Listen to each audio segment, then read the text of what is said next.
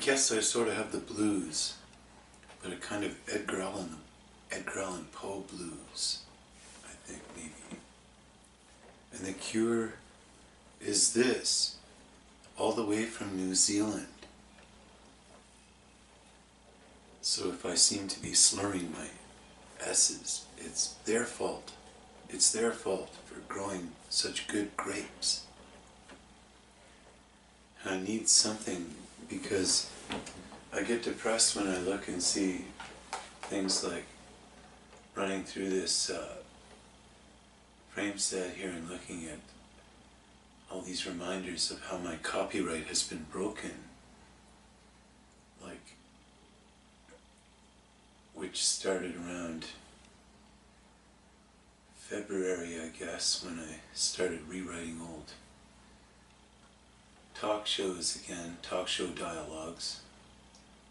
That original one went up to 50, I think. And then what happened was I started rewriting the old ones, and also with the old news breaks that I kept rewriting old Saturday Night Live weekend updates when I was doing those news bulletins last year. Like the story here about how a wormhole was discovered 7.5 million light years away, you know, where we couldn't get to it, kind of thing. I remember them taking that here on which I rewrote March 3rd last year.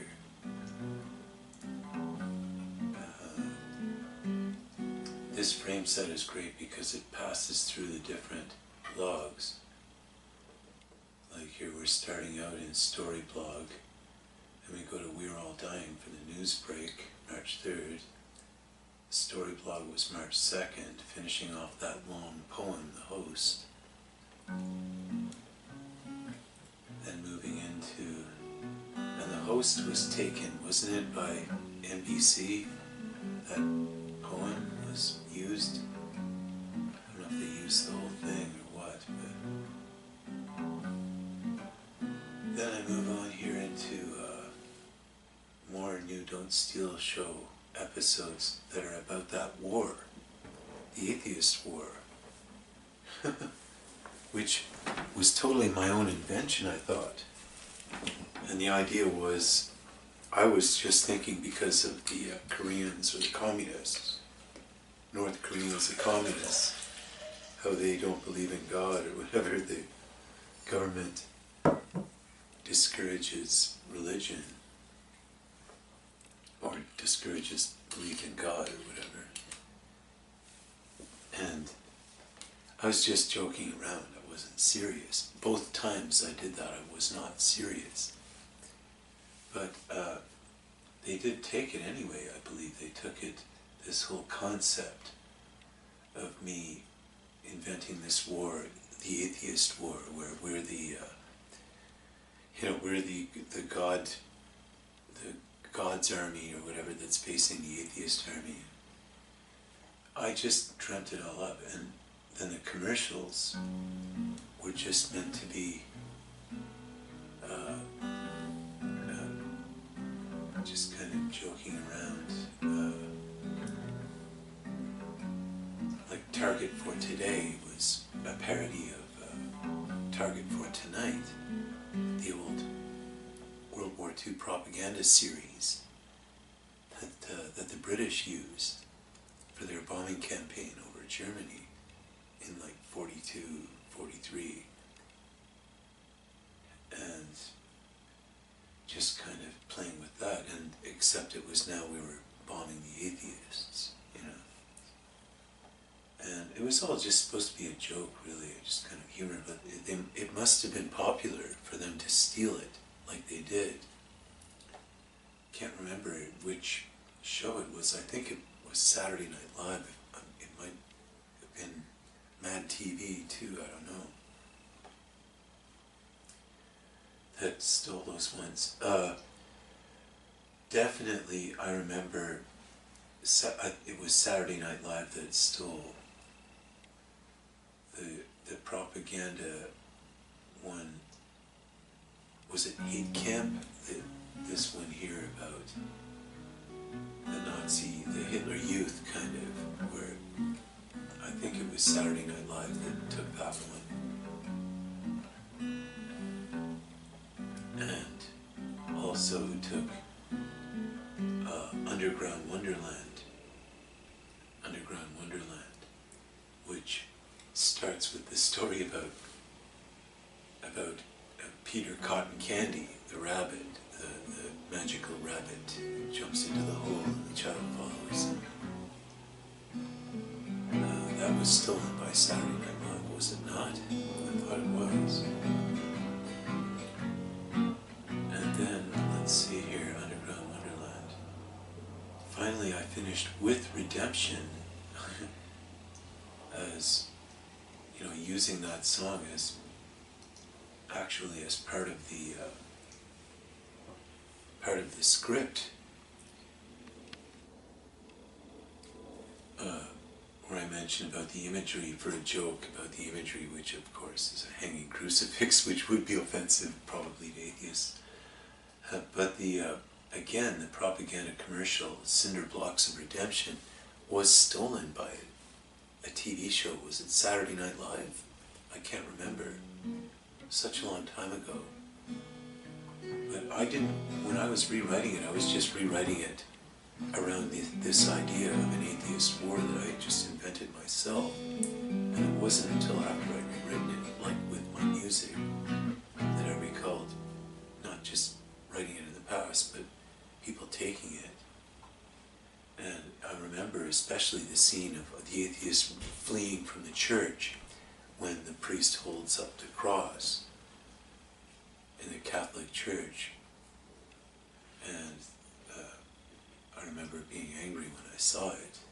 And it must have been all part of that experience that I had to block out of my mind because it was too intense. And so then from there, which was, let's see, when did I post that? That was in, I reposted it April the 11th, 2018, as New Don't Steal Show episode 20, which would be Come Out to Show Them episode 20. Then I think I stayed in there and did a couple other things in that blog, like the civil states, for instance, which turned out to be this one here, which turned out to be something that was used by, was it Ellen DeGeneres on NBC? Ellen DeGeneres, who used a different paragraph in each episode of her show.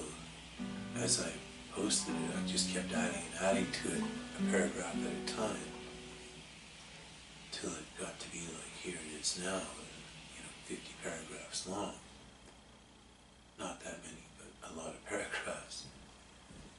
And she would just use each paragraph in it as a kind of feature presentation in one of her programs.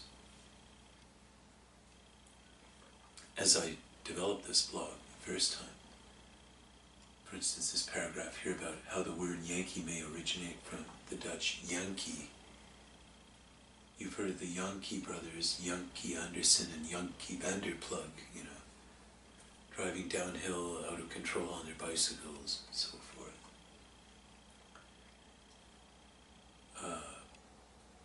She just took a paragraph each time I added it to this blog and just added it to her show as a feature presentation on her show.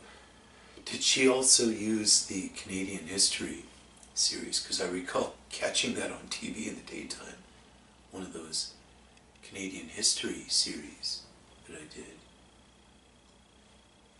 when I first shared them in 2007. Then, after I rewrote that, Ellen crime, and I mentioned about how I think we should throw Madonna back into prison if she's still at large. and I complain about the Rolling Stones sucking in their 70s. Then we get up to this blog where I say bullshit is the star. And does anyone recall any stand-up comedians using this joke about ESP, hold on, and picking up the distinct clanging from the direction of the penitentiary? Sounds like some kind of code, BG866S. Clang, clang, clang. I thought some comedian did steal that from the first time I shared that. And then Don't Shoot Me, I recall seeing that. Was it on Ellen, seeing that? With someone like Morgan Freeman or someone like that doing the narration. And that doesn't mean that the person is guilty, by the way. If they're doing the narration, someone probably just handed it to them in a lot of cases. I mean, the Waltons used one of my scripts. It was Rhubarb Mountain, and probably may have not even known while they were doing it, and just thought it was humorous and wanted to do it. Then we move on to Nettle the Wise Man. These ones here about Confucius, about Aristotle. Oh, and onomatopoeia and you. Wasn't that used also in a kind of stand-up routine? I know Jay Leno used this one here, NBC, used this one here about how the pole says pack, pack, pack for his gunshot instead of pow, pow, pow. Stole that directly out of my blog.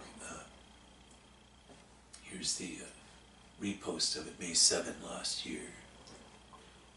Onomatopoeia and you. And we got Modern Modesty, Women's Fashion, talking about how it all started with Michelangelo in the Sistine Chapel, and it just went wild from there.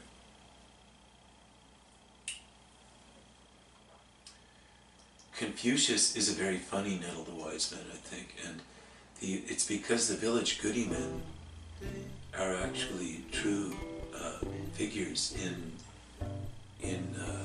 Confucian thought.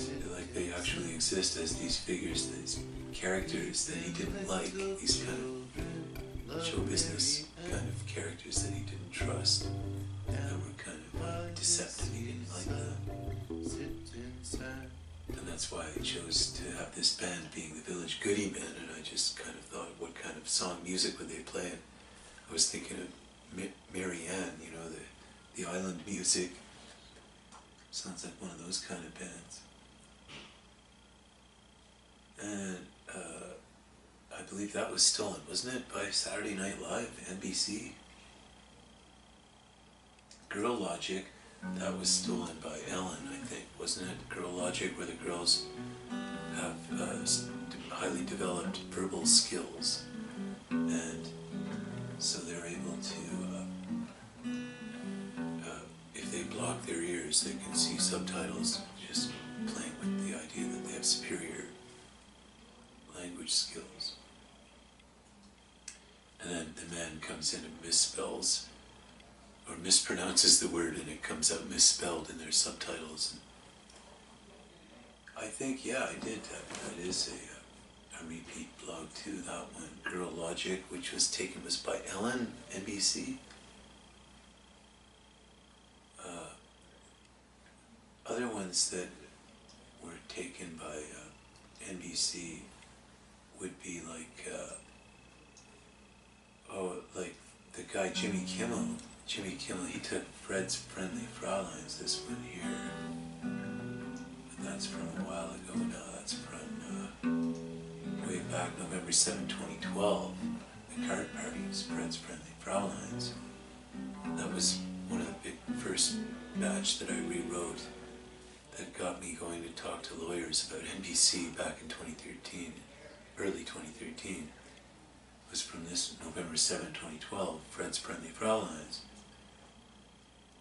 And, you know, where it's looking for someone to help you with that 1,000-piece jigsaw puzzle, or play chess with you as you listen to light classical music.